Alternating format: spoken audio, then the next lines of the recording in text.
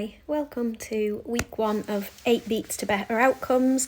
This is our introduction and countdown to the new fetal monitoring in labour guidance that will be coming out at the end of June. So what we're trying to do is week by week introduce one of the changes, whether that be quite a subtle change or whether it be quite a significant change, just to try and prepare everyone for the new guideline that will be coming, rather than it just coming out all at once and leading to any confusion.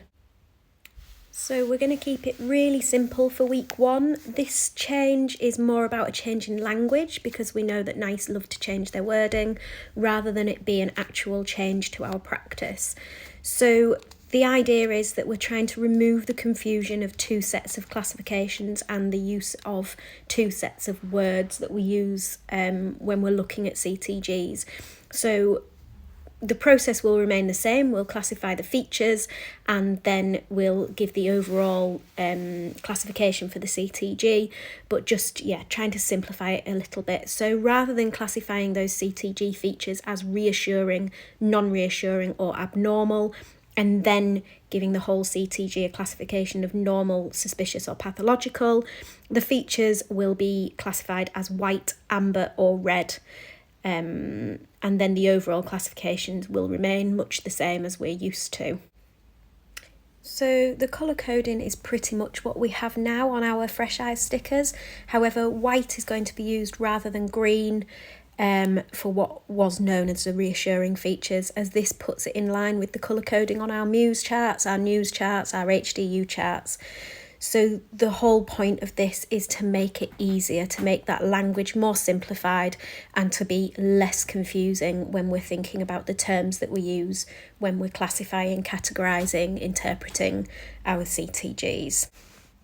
So how will this actually work in practice? Well, there will be a CTG review tool in Badgernet, either when you are reviewing your CTG on your own, when you are having a peer review or Fresh Eyes type review, or if you're having a registrar or consultant, an obstetric review if you've escalated a concern.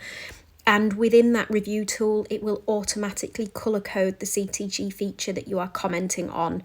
And then it will use that colour coding to classify the CTG overall into those familiar classifications of normal, suspicious or pathological.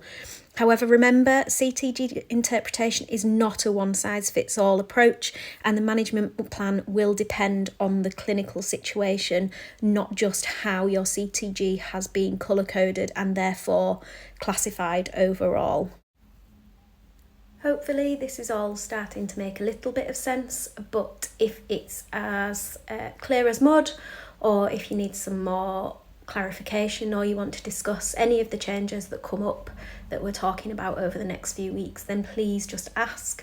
The plan will be that I and other members of the fetal monitoring team will be around and available, offering some on-the-ward training, just a chance to really chat through any of the changes that are coming.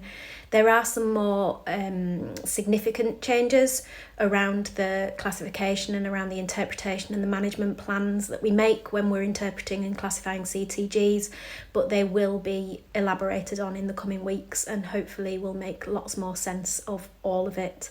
But for this week, just remember, reassuring, non-reassuring and abnormal are out, white, amber and red are in, and normal, suspicious and pathological are staying for now.